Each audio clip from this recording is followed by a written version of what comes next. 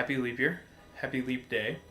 I know it has already passed, but I'm still going to wish you a happy leap day, although it was very, very unfortunate that leap day, one extra day of the year, happened to be on a Monday.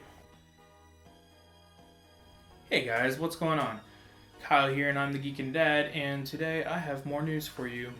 Yay! No, but really, we got a few really interesting pieces of news that are really great for the tech community, great for the maker community, and everything that goes along with being great for those communities. So, with that being said, if you have $800, you can now officially pre-order the HTC Vive. Yes, if you have that $800, like Paul's Hardware, lucky SOB. But if you have that $800, the HTC Vive is now available for you to pre-order. So that's the first bit of news, I guess. But everybody knew it was coming because if you watched, you would know this was coming if you watched last week, because last week I talked about it here. Yeah. So there's that. Also, along the lines of $800 and along the lines of pre-order, the Hololens is available for pre-order at $3,000, and it's just the developer kit. Can you imagine what the consumer release is going to be if that developer kit's $3,000? I don't know. Developer kits are always more expensive, I guess, but you know, it is what it is. So the Hololens, in case you're not aware, is an augmented reality headset. Not quite virtual reality. Virtual reality is its own screen that you stick on your head and you are in the world. Augmented reality is a visor of sorts, and think of Google Glasses. You know, it's augmented reality. It's a screen that places items on top of what is around you in real life. So the demo that they gave when they showed off the Hololens originally was things like people playing Minecraft on a table or what have you. I don't know where the gaming application of this is. $3,000 is steep for a peripheral for a gamer. It's not for gamers at $3,000. $3,000, most people don't even have computer systems, like gaming rigs that are that much.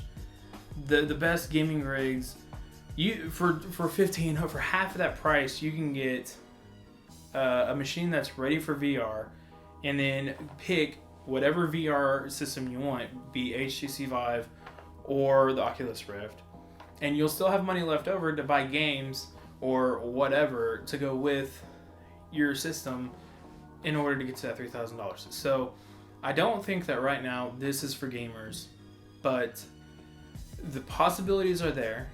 It's really interesting what they're going to be. I'm really curious to see what developers do with this. And I'm really interested to see where augmented reality goes from here. 4 years ago on Leap Day, the Raspberry Pi Foundation made a major announcement that they were bringing out a $35 computer. Well, this Leap Day they did it again. This time the Raspberry Pi version 3.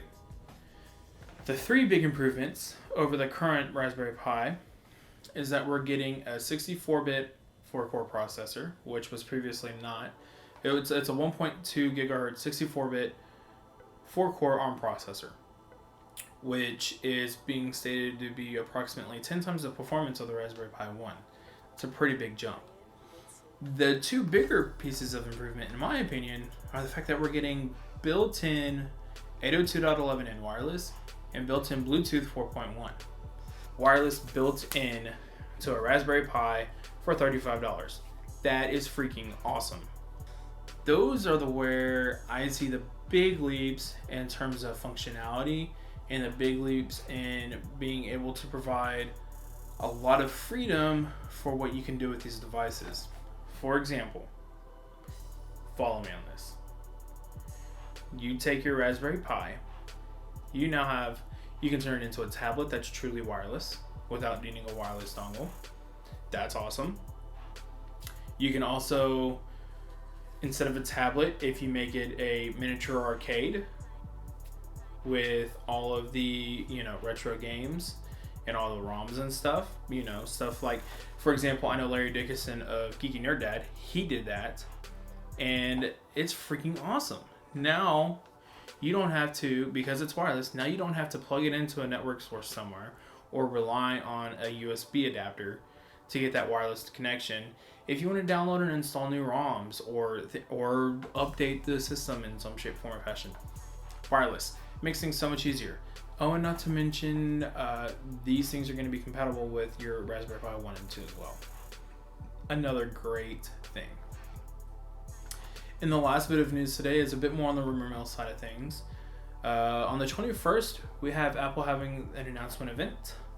We're expected to see things like new watch models. We're expected to see things like a 4-inch iPhone, whatever number, 6E. So Apple is going back to the smaller 4-inch phone. They must have felt Steve Jobs rolling over in his grave enough that they decided, okay, I guess we need to go back to 4 inches. And also with everybody going larger, it's kind of odd to say, but going smaller is possibly innovative at this point. It's kind of weird to say that the innovation is not going bigger anymore, but going smaller.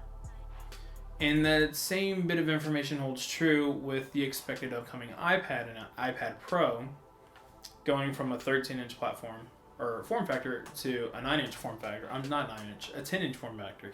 Okay, technically it's like 12.9 inch on the iPad Pro now to 9.7 inches on the iPad Pro that's expected to be announced.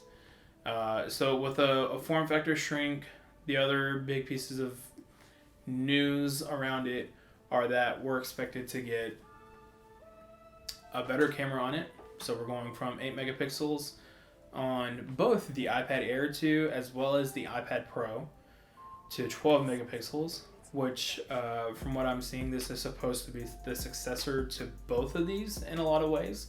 It's supposed to be the successor to the iPad Air 2,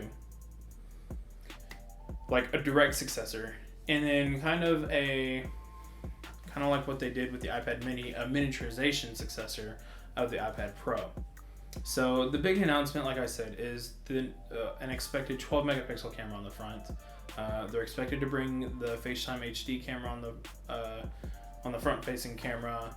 They're expected to be recording in 4K video on this. Like, that's its selling point, is that it's going to be a smaller iPad Pro, all the features of the 13-inch iPad Pro, but in a 10-inch form factor.